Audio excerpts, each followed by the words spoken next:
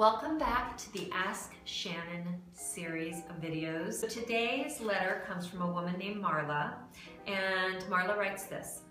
I loved your article about not taking the asshat's breadcrumbs and turning them into a loaf.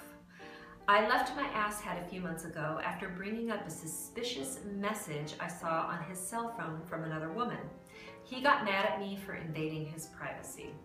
But I still find myself thinking of all the little things he did for me and how those must mean that he cared. However, I have to remind myself time and again of the number of times he cheated on me, was distant, angry, and never shared a conversation more meaningful than how's the weather with me. Apparently, in this guy's mind, the fact that he mowed my lawn once in a while meant that I was to believe every unbelievable story about other women that he told me. I'm glad to be rid of him, but I'm really worried I'll pick another one just like him. I get hooked in with the charm and the friendliness, I think we can relate to that, and they are always so kind and sweet in the beginning, and usually cute too. Yeah, I don't ever want to do this again. Help. Okay. First, let me say I completely and entirely relate to this. Many of us have this one quality, which is that we like to believe the best about people. We like to always give them the benefit of the doubt. And the problem with this, when it comes to dealing with an asshat, is that they will take advantage of that. And so every little gesture of kindness will blow up into this huge parade. Like, wow. In fact, I did it once in my last emotionally abusive relationship.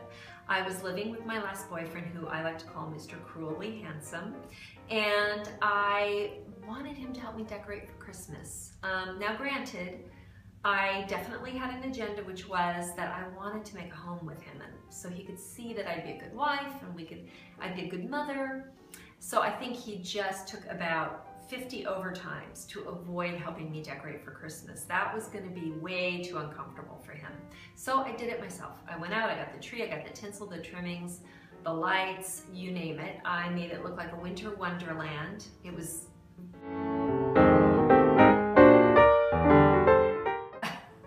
I was trying very hard. So anyhow, he finally came home one night from work, and the following morning he had to leave again.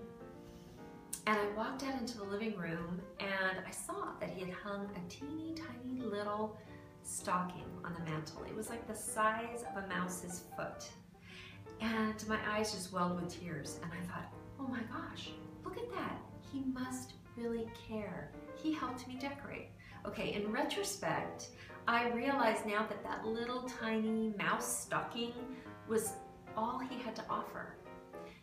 It's the best he could do at that time in his life. So here's the good news, Marla. You get to start from scratch. But this time you're going to follow one common sense dating rule. Wait to have sex. This is not a religious issue. It is not a moral issue. It is common sense and practical.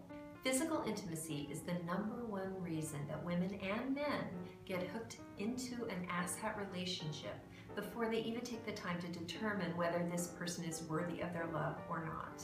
I did a little research, and to back up my claim, Dr. Brenda Goodman of WebMD has this to say. When you're first becoming intimate, you're releasing lots of dopamine and oxytocin. Dopamine, and especially oxytocin, are known in the medical community as the love hormone. And when that kicks in, she doesn't say this, but I say this, when that oxytocin kicks in, okay, you will fall in love with a prisoner in the Aryan Brotherhood faction from Cell Block D at Rikers. That oxytocin overrides all of our common sense, all of the goals and values that we have when it comes to choosing a romantic partner. They're out the window. The annoying bottom line is you have to slow the passion train down.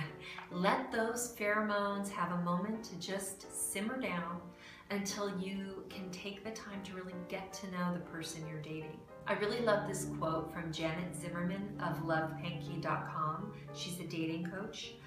She writes, having sex too soon and hoping it will lead to a commitment is trading short-term urges for long-term desires. I love that. I feel like we should probably stitch that in a sampler and hang it on a wall.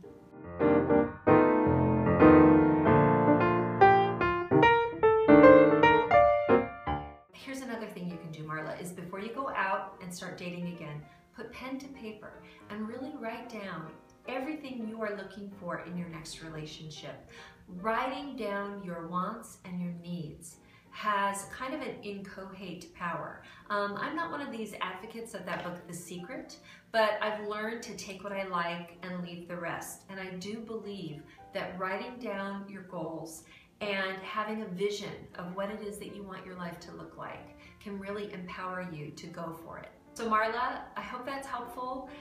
Know that I'm always there. You can always drop me another email that I'm happy to respond to. And for the rest of you that are out there in the dating theater, stay vertical, people, until you take the time to get to know the person you want to get horizontal with.